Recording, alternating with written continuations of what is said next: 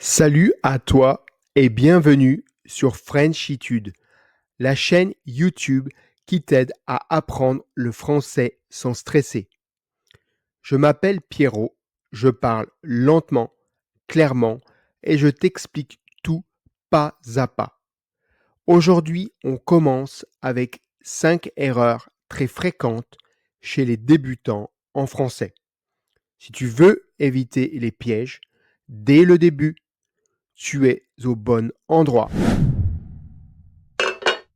Avant de commencer, installe-toi dans un endroit calme, sans bruit. Active les sous-titres en slovaque ou en tchèque si tu veux mieux comprendre. Surtout, ne cherche pas à tout mémoriser tout de suite. La meilleure méthode, c'est de répéter encore et encore. Alors écoute bien et répète avec moi. Erreur numéro 1. Confondre c'est et c'est. C'est une erreur très fréquente puisqu'ils se prononcent pareil, mais ne s'écrivent pas pareil et n'ont pas le même sens. À la fin, je t'expliquerai une petite astuce pour te faciliter la tâche.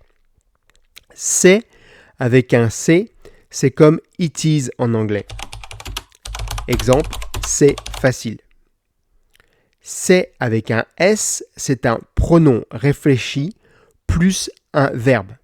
Exemple, il s'est levé tôt ce matin. Astuce, essaie de remplacer par cela est à chaque fois que tu as c'est et c'est. Si ça fonctionne, alors c'est avec un C. Si ça ne marche pas, c'est sûrement l'autre, c'est avec un S. Erreur numéro 2. Oubliez d'accorder les adjectifs. À la fin, je te donnerai également une astuce pour te faciliter la compréhension. En français, les adjectifs s'accordent toujours avec le nom, masculin ou féminin, singulier ou pluriel. Un chat noir, une chatte noire, des chats noirs. Si tu oublies de mettre le E ou le S au pluriel, la phrase peut sembler bizarre ou incorrecte. L'astuce, chaque fois que tu écris une phrase, vérifie est-ce que le nom est masculin ou féminin, singulier ou pluriel. Dans ce cas, l'adjectif doit suivre et s'accorder. Erreur numéro 3. Utilisez tu et vous n'importe comment. En français, on a deux façons de dire you. Tu pour les amis, les enfants, les proches. Vous pour les personnes qu'on ne connaît pas bien ou pour parler à plusieurs personnes. Utiliser tu au lieu de vous peut paraître impoli. Et dire vous à un ami peut sembler froid ou distant. Donc l'astuce, si tu hésites, commence toujours par vous. C'est plus poli. Et si la personne te dit tu peux me tutoyer, alors tu peux passer au tu. Quatrième erreur, les faux amis. Ces mots qui ressemblent à autre chose.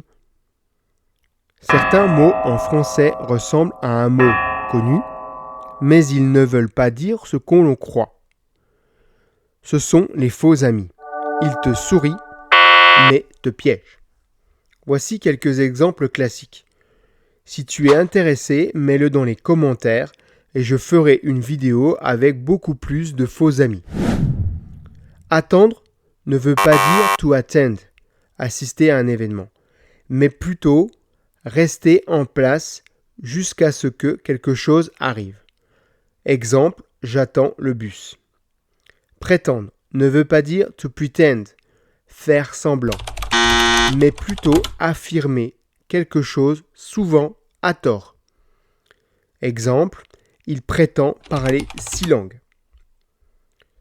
Passer un examen ne veut pas dire réussir. Ça veut dire le faire. Exemple, j'ai passé mon examen hier. Tu ne sais pas encore si tu as réussi ou non. Éventuellement ne veut pas dire finalement, mais peut-être, possiblement. Exemple, je viendrai éventuellement demain. Peut-être que je viendrai demain. Astuce. Si un mot en français ressemble à un mot d'une autre langue, méfie-toi. Prends 10 secondes pour vérifier sa vraie signification.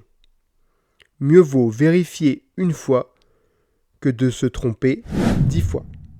Erreur numéro 5. Oubliez les liaisons. En français, certaines lettres muettes se prononcent quand le mot suivant commence par une voyelle. Exemple, les amis, sans liaison. Ça sonne très étrange. Il faut dire les amis, avec le S qui devient un Z. C'est beaucoup plus fluide. Astuce. Entraîne-toi à écouter des phrases avec des liaisons. YouTube, chansons, podcasts.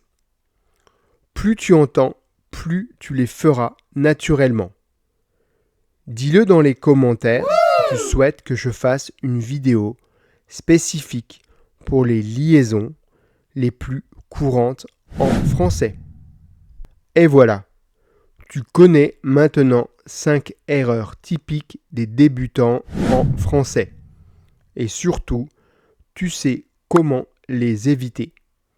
Si cette vidéo t'a aidé, pense à mettre un like, à t'abonner à la chaîne et à la partager avec un ami tchèque ou slovaque qui veut apprendre aussi le français avec un Français.